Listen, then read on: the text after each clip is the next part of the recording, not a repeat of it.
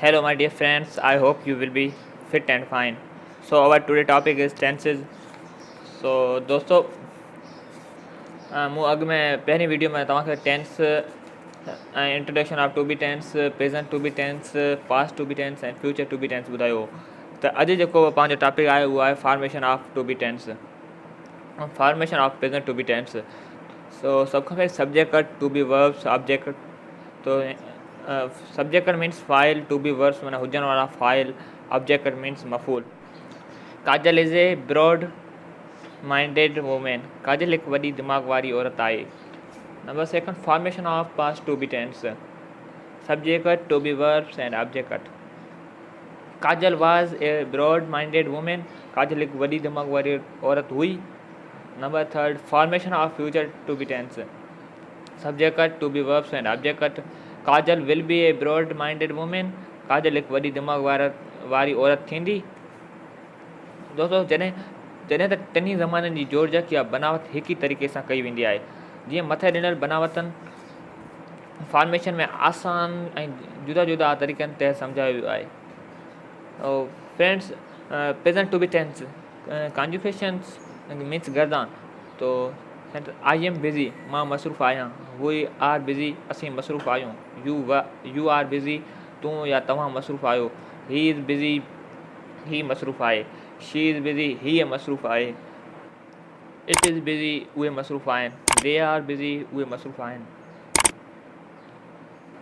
Past to be tense conjugation, तो I was busy, मां मसरूफ़ हुयसि। वी वर बिज़ी, असीं मसरूफ़ हुआसीं।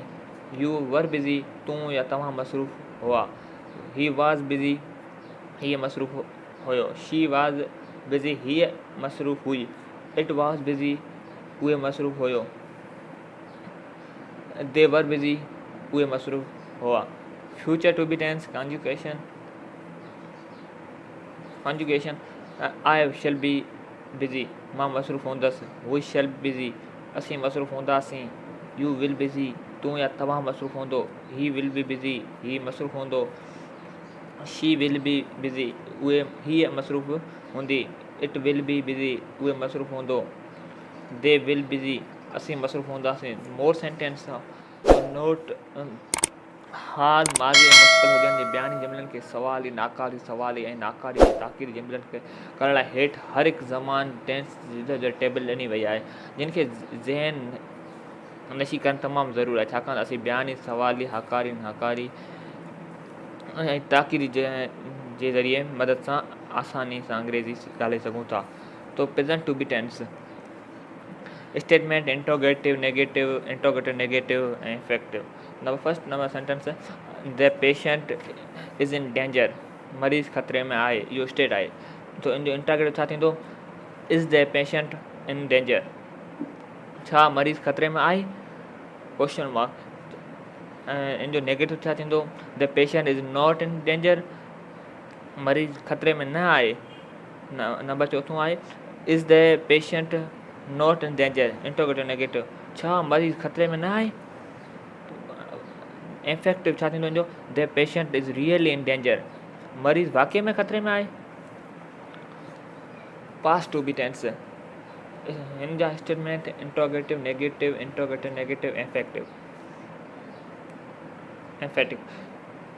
First, the patient was in danger, मरीज़ ख़तरे में हो। Was the patient in danger, interrogative छा थींदो? छा मरीज़ ख़तरे में हो? तो negative, the patient was not in danger, मरीज़ ख़तरे में न हो। Was the patient not in danger, इन जो इंट्रोगेटिव नेगेटिव थींदो, छा मरीज़ ख़तरे में न हो।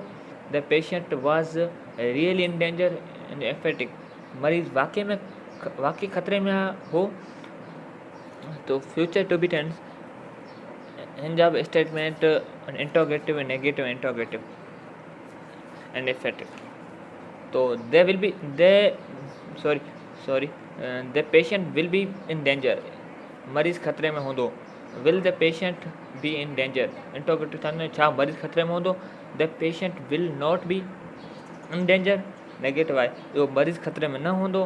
विल the patient not be in danger, छा मरीज़ ख़तरे में न हूंदो। The patient shall be in danger, सचपच मरीज़ ख़तरे में हूंदो। ताक़ीद जुमलनि खे असीं सिंधी ॿोली में सचपच वाक़ई ऐं त लफ़्ज़ इस्तेमालु कंदा आहियूं, पर उन्हनि अंग्रेज़ी में तब्दील करण लाइ लफ़्ज़ रियली इस्तेमालु कयो वेंदो आहे। पर हीउ क़ाइदो मुस्तक़बिल जी ज़माननि फ्यूचर टेंस सां लाॻू न थींदो आहे, जॾहिं त मुस्तक़बिल जे जुमिले खे ताक़ीदी एम्फेटिक करण लाइ शल जी जाइ ते विल ऐं विल जी जाइ ते शल इस्तेमालु कई वेंदी आहे।